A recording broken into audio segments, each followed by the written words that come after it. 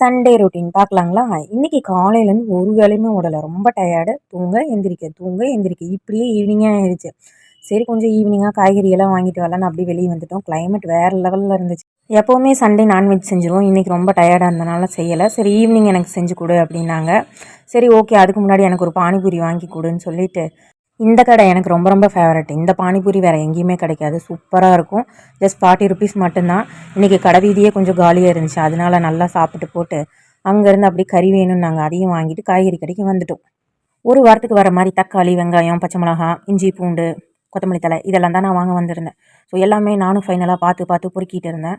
என் பையன் எனக்கு கிரேப்ஸ் வாங்கி கொடுக்குறியாம்மா? சரி தங்கம் வாங்கி தரேன்னு சொல்லி போட்டு நானும் ஒவ்வொன்றும் பார்த்து பார்த்து பத்திரமா பொறுக்கிட்டு இருக்கேன். இவங்க பண்ணுற வேலையை பார்க்குறீங்களா? நான் தூக்குறேன், நீ தூக்குறேன்னு மாறி மாறி அம்மாவுக்கு ஹெல்ப் பண்ணுறாங்களாம்மா. அட விடுங்கப்பா நீங்கள் கீழே போட்டுறாதீங்க அப்படின்னு சொல்லிட்டு பில்லிங் கவுண்டரில் கொடுத்து பில் போட சொல்லிட்டேன். ஃபைனலாக பில்லை போட்டுட்டு பணத்தையெல்லாம் செட்டில் பண்ணிவிட்டு அங்கேருந்து அப்படியே ஃப்ரூட்ஸ் கடைக்கு போயிட்டோம். அவன் கேட்ட கிரேப்ஸையும் கொஞ்சம் அவன் கையில் வாங்கி கொடுத்துட்டு அப்படியே வீட்டுக்கு வந்தாச்சு. அதுக்கப்புறம் ஒரு நிமிஷம் கூட தாமதிக்காமல் வீட்டுக்கு வந்ததுனே நான்வெஜ் கழுவ ஆரம்பிச்சிட்டாரு. ஸோ என் வீட்டுக்காரர் எனக்கு பயங்கரமாக ஹெல்ப் பண்ணுவார். பிகாஸ் நான் மாசமாக இருக்கேன் அதனால். அதுக்கப்புறம் நானும் காய்கறியெல்லாம் அரேஞ்ச் பண்ணி வாங்கிட்டு வந்ததை ஃப்ரிட்ஜில் ஸ்டோர் பண்ணலான்னு சொல்லிட்டு எல்லாம் க்ளீன் பண்ணிட்டு உட்காந்துருந்தேன். நாங்கள் நாட்டுக்கோழி வந்து இந்த ஸ்டைலில் தான் செய்வோம். செமையாக இருக்கும். ஸோ இதில் வந்து சீரகம், குருமிளகு, சோம்பு, கொஞ்சம் இஞ்சி, பூண்டு, கொஞ்சம் மல்லித்தலை, புதினா தழை எல்லாத்தையும் நல்லா பேஸ்ட் மாதிரி அரைச்சிக்கணும். இப்போது கொஞ்சம் சின்ன வெங்காயம், தக்காளி, பட்டை, கிராம்பு, ஏலக்காய் அதெல்லாம் போட்டு வணக்கிட்டு இந்த பேஸ்ட்டை போட்டு வணக்கி கறியை போட்டு வணக்கணும். இந்த ப்ராசஸை நான் அவங்கள்ட்ட சொல்லிவிட்டு நான் எல்லாம் அரேஞ்ச் பண்ணிட்டு இருந்தேன். இந்த தக்காளி 2 வாரத்துக்கு முன்னாடி வாங்கினது எவ்வளோ நல்லா இருக்குது. ஆனால் இப்போ எடுத்த தக்காளி கொஞ்சம் நல்லா இல்லை. ஸோ அதனால் நான் அளவாக தான் எடுத்துகிட்டு வந்தேன். எனக்கு சாட்டிஸ்ஃபைடாக இல்லை. அதுக்கப்புறம் கொஞ்சம் வெங்காயம், கொஞ்சம் இஞ்சி, பூண்டு அதெல்லாம் வந்து பேஸ்ட்டாக அரைக்கணும். அது நாளைக்கு பார்த்துக்கலான்னு சொல்லிட்டு எல்லாம் நான் இது வந்து அரேஞ்ச் பண்ணிட்டேன். ஃபைனலாக நான் சொன்ன ப்ராசஸ் எல்லாம் எப்படி நடக்குதுன்னு பார்க்குறக்கு கிச்சனுக்கு வந்தேன். ஒரு வழியாக நான் சொன்னதை பர்ஃபெக்டாக பண்ணி முடிச்சிட்டாரு எங்கள் வீட்டுக்கார். ஸோ ரொம்ப கேவலமாக இருக்குதுல்ல குக்கரு. அது ஆண்மகன்கள்லாம் செய்தால் அப்படி தான் இருக்கும். அதெல்லாம் நம்ம அட்ஜஸ்ட் பண்ணி தான் போகணும். இல்லைன்னா நாளையிலேருந்து நமக்கு செய்ய மாட்டாங்க. ஸோ நான் அதுக்கப்புறம் அதுக்கு தேவையான மசாலா பொடியெல்லாம் போட ஆரம்பிச்சிட்டேன். மல்லித்தூள், மிளகாத்தூள், மஞ்சத்தூள், உப்பு அவ்வளோதான். ஃபைனலாக நான் பார்த்துட்டு எங்கள் வீட்டுக்கார் கொஞ்சம் காரத்தை அள்ளி போட்டுருவார். அதனால தான் நான் கிள்ளி போடலான்னு அழுங்காமல் வந்து கொஞ்சம் கொஞ்சமாக போட்டுட்டு நல்லா கலந்து விட்டு அது உப்பு, காரம் எல்லாம் பர்ஃபெக்டாக இருக்குதான்னு பார்க்கலான்னு வந்துட்டேன்.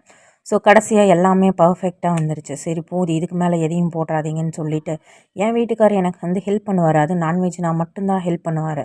வெஜிடேரியனாகவே அவங்களுக்கு சுத்தமாகவே பிடிக்காது. ஸோ நல்லா பொடியெல்லாம் போட்டதுக்கப்புறம் ஒரு கொதி வந்ததுக்கப்புறம் இதை ஒரு 3 விசில் விட்டோம்னா கிரேவி மாதிரி வந்துடும். நைட்டுக்கு இட்லி தான் வேணும்னாங்க. சரி இட்லிக்கு கிரேவினா ஒரு நேரத்துலேயே இவங்க காலி பண்ணிடுவாங்கன்னு சொல்லிவிட்டு குழம்பு மாதிரி வச்சுட்டா மார்னிங்க்கு பிரேக்ஃபாஸ்ட்டுக்கு வச்சுக்கலான்னு ஐடியா பண்ணி நான் இவங்க மைண்டை சேஞ்ச் பண்ணிட்டேன். ஸோ ஃபைனலாக அதில் தேங்காய் அரைச்சி ஊற்றி குழம்பு அங்கே ரெடி ஆகிட்டு வீட்டு எல்லாம் நான் க்ளீன் பண்ணி பக்காவாக ஃபினிஷ் பண்ணிட்டோம். ஸோ ஃபைனலாக என் பையன் வந்தார். நான் ஹெல்ப் பண்ணுறேம்மா உனக்கு என்ன வேலை வேணால் சொல்லுமான்னாரு. சரி தங்க சாப்பிட்றதுக்கு எடுத்து வச்சா போதும் அப்படின்னு. அப்படியா ஓகேம்மா நான் பண்ணுறேன்னு சொல்லிட்டு ஒவ்வொன்றா எனக்கு ஹெல்ப் பண்ண ஆரம்பிச்சிட்டான். என் பையன் பொறுத்தளவுக்கு ரொம்ப ரொம்ப நல்ல பையன். நான் என்ன வேலை செஞ்சாலும் நான் எதுவுமே சொல்லாமையே செய்வான். நான் என்னென்ன பண்ணுறேன்னு நல்லா பார்ப்பான். அதை பர்ஃபெக்டாக பண்ணுவான். துணி மடிக்கிறேன்னா அவனும் உட்காந்து துணி மடிக்க ஆரம்பிச்சிருவான். காய்கறி கட் பண்ணால் நான் கட் பண்ணுறேன்னு ஓரியாடுவான். ஆனால் கத்தி பட்டுருன்னு சொல்லிட்டு நான் கொடுக்க மாட்டேன். ஸோ இதில் என் பையன் ரொம்ப ரொம்ப சூப்பரான பையன். ஃபைனலாக அவன் எல்லாமே எடுத்து வச்சுட்டு இருந்தான். பசிக்குது வாங்க சாப்பிட்லான்னு கூப்பிட்டான். சரின்னு சொல்லிட்டு நான் அவனுக்கு எல்லாமே எடுத்து கொடுத்துட்டு எல்லோரும் உட்காந்து சாப்பிட உட்காந்துட்டோம். இவங்க 2 பேத்துக்குமே ஒரு பழக்கம் இருக்குது.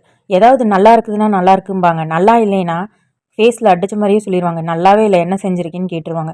ஸோ இது வந்து அதனாலேயே நான் ரொம்ப பார்த்து பார்த்து 2 பேத்துக்கு என்ன பிடிக்குமோ அதை மட்டும்தான் செய்வேன். நான் எப்போ செஞ்சாலுமே கொஞ்சம் நல்லா தான் இருக்கும் சாப்பிட்ற மாதிரி.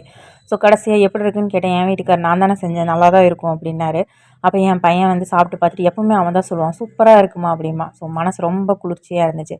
ஃபைனலாக அப்படி விளையாண்டுட்டு அப்படி படுத்து தூங்கிட்டோம். இந்த விளாக் இதோட முடிஞ்சுது. பிடிச்சிருந்தா லைக் பண்ணிக்கிங்க.